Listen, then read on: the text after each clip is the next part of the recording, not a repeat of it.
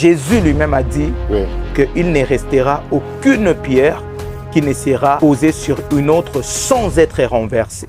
C'est-à-dire que le Messie lui-même a prophétisé sur la destruction de l'église temple. Loin de nous l'intention de décourager les gens de ne pas fréquenter les assemblées. Loin de nous l'intention de décourager les gens de ne pas contribuer pour la construction de bâtiments qui sont des lieux où les cultes doivent se passer. Dire que les hommes de Dieu ne travaillent pas, ça serait de l'ingratitude de notre part. Les hommes de Dieu sont habitués à écouter les problèmes des autres, à conseiller les autres, à les orienter, à prier pour les autres, à éduquer même. C'est-à-dire qu'ils portent tellement de fardeaux de gens à un certain niveau où eux-mêmes, ils oublient qu'ils ont aussi des problèmes parce qu'ils sont humains.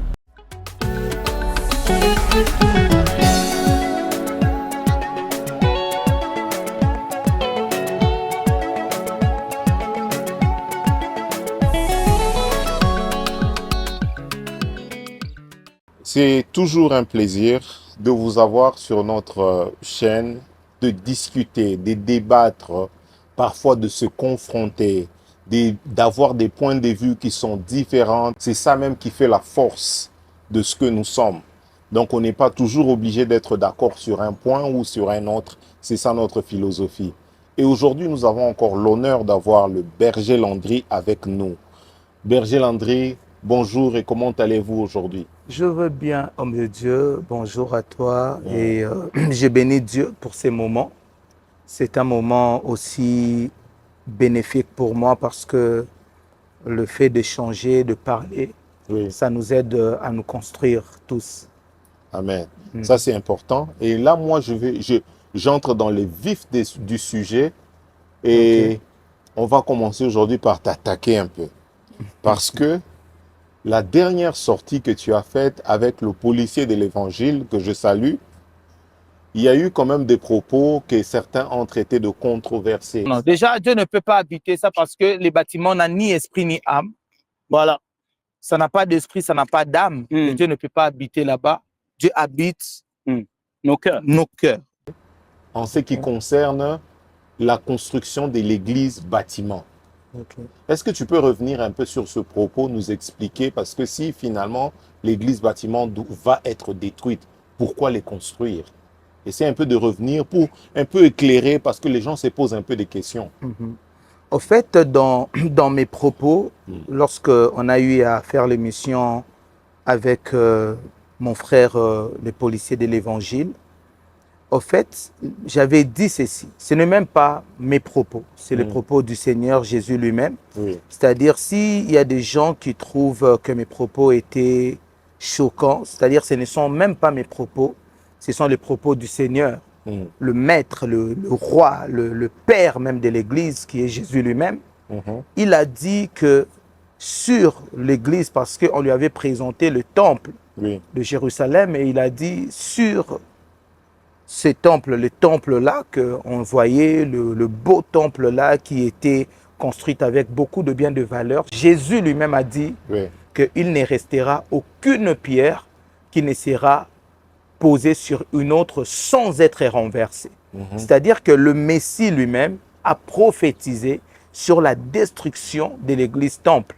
Mais l'intention que le Maître, le Roi, le Seigneur Jésus lui-même avait, en disant cela, en prophétisant, parce que c'est vraiment une prophétie messianique, c'était que les gens devaient quitter la dimension de donner beaucoup plus de la valeur et de l'importance spirituelle sur les bâtiments et de se concentrer sur la construction de l'église spirituelle qui est premièrement le corps du Christ lui-même.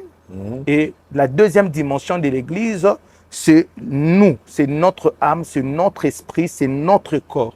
C'est pourquoi j'avais épinglé le verset qui disait que ne savez-vous pas que vos corps, on n'a même pas dit l'âme et l'esprit, parce que l'âme et l'esprit habitent le corps. C'est pourquoi la Bible a dit directement le corps, en disant ne savez-vous pas que vos corps sont les temples du Saint-Esprit. Donc, l'église la plus importante, l'église qui sera enlever, l'Église qui va vivre dans la félicité éternelle avec le Seigneur Jésus-Christ, l'Église qui va partager la joie éternelle avec notre Dieu, le Seigneur Jésus-Christ. Ce n'est pas le bâtiment, le Christ n'est pas mort pour les beaux bâtiments, le Seigneur n'est pas mort pour que l'on construise des bâtiments somptueux, mais il a donné sa vie, il s'est sacrifié dans le but de sauver l'âme et l'esprit, qui représente d'ailleurs la vraie Église. C'était ça l'intention qui nous avait motivés lorsqu'on avait parlé de l'Église comme un bâtiment. Donc, on retient ici que l'intention n'est pas de décourager les gens d'aller dans leurs églises, mais c'est d'apporter une certaine lumière, de savoir que bien que vous allez dans l'église qui est bâtiment, le focus doit être sur le temple du Saint-Esprit qui est nous, notre corps. Dans les corps habite l'âme et l'esprit. Et c'est oui. ça ce qui représente la vraie Église. Oui. Loin de nous l'intention de décourager les gens, de ne pas fréquenter les assemblées. Okay. Loin de nous l'intention de décourager les gens, de ne pas contribuer pour la construction de bâtiments qui sont des lieux où les cultes doivent se passer. Oui. Loin de nous cette intention, mais l'intention c'est de motiver les gens, d'accorder plus de l'importance à la vraie Église qui est leur corps, qui est leur âme, qui est leur esprit, de s'entretenir, de prendre soin de leur être au complet dans leur tridimensionnalité pour pouvoir être enlevé lorsque le Seigneur reviendra pour prendre son Église. Je pense que c'est tellement clair et que pour ceux qui se sentaient un peu confus ou qui sentaient qu'il y avait un peu de controverse, je pense que vous avez trouvé votre réponse aujourd'hui. Alors, sans plus tarder, nous avons un sujet à aborder qui est très important. Le sujet est tellement vaste et en passant, on aura beaucoup d'intervenants sur le même sujet, mais qui va vraiment s'étendre sur différents angles. Et vous saurez très bientôt qui seront ces gens. Mais pour ouvrir cette série de réflexions, nous l'ouvrons aujourd'hui avec le berger Landry. Nous allons parler de la santé mentale au niveau de l'Église, mais aujourd'hui, on se focalise au niveau des hommes de Dieu. Qu'est-ce que vous pensez de la santé mentale au niveau des hommes de Dieu? Est-ce que d'abord, on a comme l'impression que déjà, c'est un sujet qui est un tout petit peu tabou au niveau de l'Église. Lorsque une personne est en train de frôler la dépression, on essaye de parfois mettre ça derrière le mauvais esprit. J'aimerais que tu puisses un peu nous développer. Vraiment, j'aimerais que tu ailles vraiment lentement avec nous. Je sais que tu as assez de connaissances sur le sujet aussi, mais vraiment introduis-nous. Santé mentale au niveau de l'Église, au niveau des hommes de Dieu. Une réalité ou une fiction? Au fait, merci beaucoup pour la question. Oui. Et merci aussi de me surestimer. Non, je ne te surestime pas. Je sais de quoi tu es capable. De me surestimer par rapport à la question qui est une question vaste. Oui. Déjà, la santé mentale, c'est un domaine que certains médecins spécialistes de santé mentale ont eu à faire 12 ans d'études universitaires pour comprendre ça. Mais nous allons essayer de parler par rapport à ça. Déjà, la santé mentale, on doit comprendre, c'est un état de bien-être, premièrement, psychologique, émotionnel, psychiatrique. Et c'est cet état de bien-être. De façon pratique, ça veut dire? C'est-à-dire qu'un état de bien-être, c'est-à-dire un état de bonne santé psychologique, psychiatrique et puis émotionnel. C'est ça, c'est qu'on parle de la santé mentale. Quand sur le plan psychologique, sur le plan psychiatrique et sur le plan émotionnel, tu es en bonne santé, c'est ça, c'est qu'on appelle la santé mentale, au fait. Et quand il y a un dysfonctionnement au niveau psychologique, au niveau psychiatrique et émotionnel, c'est là où la personne développe ce qu'on appelle une maladie mentale. Tu deviens, au fait, un sujet de santé mentale. Mais dans les cas de maladie mentale, on a de maladies mentales sévères comme la folie. Là, c'est dans la dimension psychiatrique, c'est-à-dire qu'au niveau de ton cerveau, tu as peut-être eu un problème, un choc, une déformation, un sérieux problème qui a causé un dysfonctionnement mental. Oui. Donc ça nous donne comme un aperçu vraiment de Ouais, ce qu'est la santé mentale ouais. et comment on peut essayer de transiter au niveau de l'Église maintenant. Ouais. Maintenant, pour parler au niveau de l'Église, c'est pourquoi j'avais commencé par dire au niveau psychiatrique, Oui, là, c'est quand tu atteins un la niveau où folie. tu dois aller vraiment à l'hôpital Mhm. pour te faire consulter auprès d'un psychiatre. Oui, OK? Mais il y a une dimension où on dit au niveau psychologique, oui, là, c'est la dimension où tu as atteint, tu as développé de maladies psychologiques qui ne sont peut-être pas réelles, mais peut-être liées à ton système de pensée, peut-être à ton système de percevoir, de concevoir les choses. Là, c'est dans la dimension où tu dois aller chercher un psychologue. Mais nous avons aussi la dimension émotionnelle. Là, c'est une dimension passagère. Là, d'ailleurs, c'est dans ces lots-là où presque tous les hommes de Dieu s'y retrouvent, où beaucoup des membres de l'Église s'y retrouvent, dans la dimension de maladies mentales, mais qui sont périodiques ou qui sont passagères ou saisonnières. Là, c'est dans la dimension où j'avais dit émotionnelle. C'est là où on place les stress, c'est dans cette classe, dans cette catégorie qu'on place l'anxiété, la dépression, hein, la dépression pas sévère, oui. mais la dépression vraiment primaire. C'est à ces stades-là que nous plaçons le maladie Le maladie. mentale au niveau émotionnel. Et ça, c'est là où on retrouve maintenant beaucoup d'hommes de Dieu et beaucoup d'enfants de Dieu. Parce que Oui, le fait d'être en Christ, le fait de lire la Bible, le fait d'être dans le respect de la parole de Dieu, de méditer et tout, ça ne fait pas de nous de personnes au-dessus de la mêlée pour ne pas souffrir ou être aussi confronté à des situations de maladies mentales. ça me ramène directement juste à une sous-question dans ce que tu dis, Berger. C'est quoi les causes, en fait? Qu'est-ce qui peut causer des problèmes de santé mentale chez les hommes de Dieu Ce particulièrement? qui peut causer les problèmes de maladies mentales, c'est vraiment de raisons multiples. Mhm. Mais si je peux trier deux ou trois, la première des choses, c'est l'excès de travail. Wow. L'excès de travail. J'ai envie de te poser une question, c'est une parenthèse. Selon l'explication de certaines personnes, les pasteurs ne font rien. Non, non, les Ils hommes ne de Dieu font travaillent rien. beaucoup. Exactement. C'est Ils pour ça que travaillent beaucoup. je veux que tu puisses expliquer ça parce que il y a comme une certaine incompréhension. Les gens ont tendance à penser que les pasteurs ne font rien. Ils viennent juste là à l'église, ils prennent les offrandes, ils rentrent à la maison. Mais quand on parle aujourd'hui de la santé mentale, on voit vraiment que il y a aussi une charge très forte qui pèse sur eux, qui peuvent même les rendre à virer fou ou folle.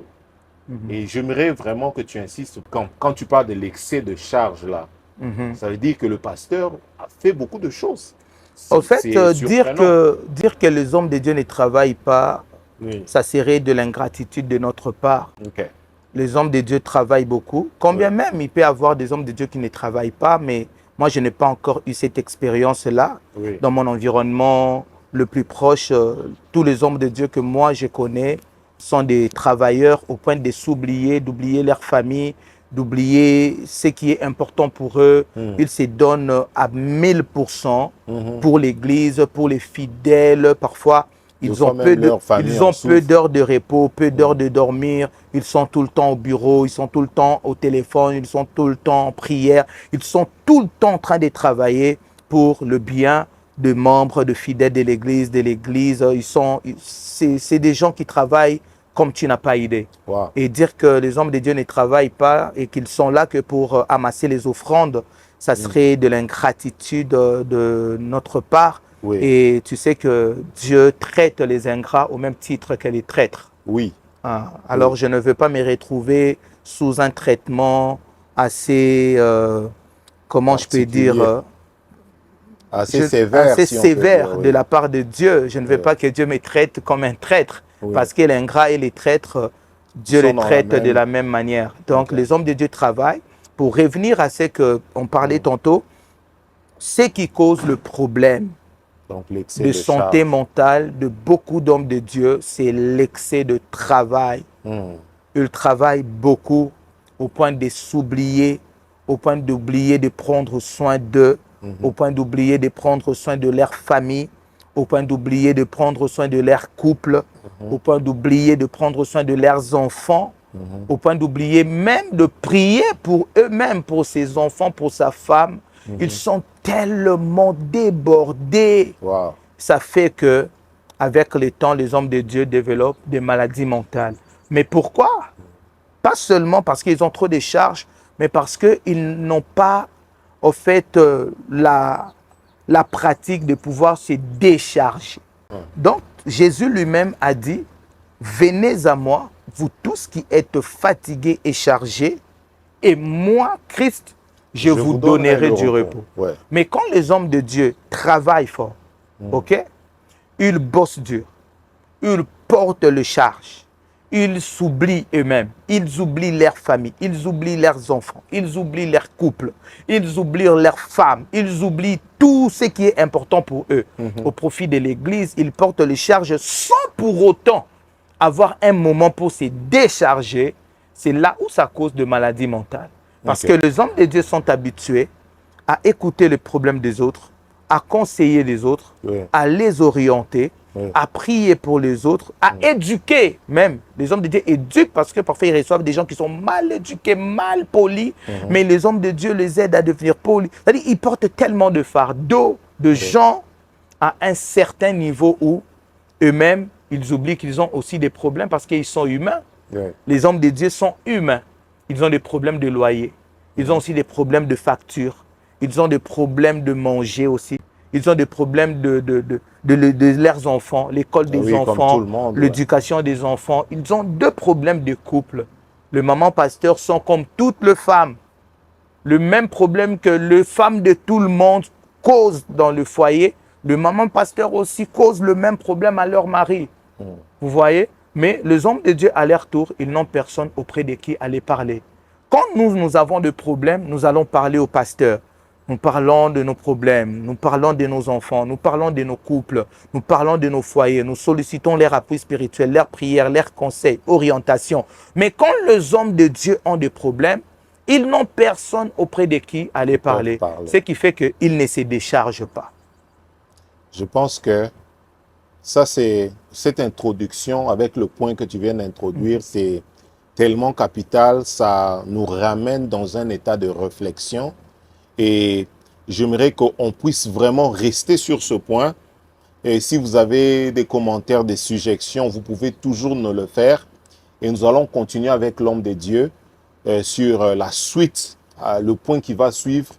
Sur ce, on va d'abord vous laisser sur ce point qui est tellement important, qui est tellement capital. Et même moi, à t'entendre parler de ça, ça m'amène de réflexion maintenant. Je me pose, je me dis beaucoup de choses. Normalement, parce qu'on doit réfléchir parce que la plupart des divorces des hommes de Dieu, l'échec de l'éducation des enfants d'hommes de Dieu, tu entends souvent les gens dire les enfants des hommes de Dieu sont mal éduqués, les démons que leurs parents chassent vont chez les enfants. C'est ce qu'on dit, on les dit en rigolant, mais c'est un problème sérieux. Sérieux.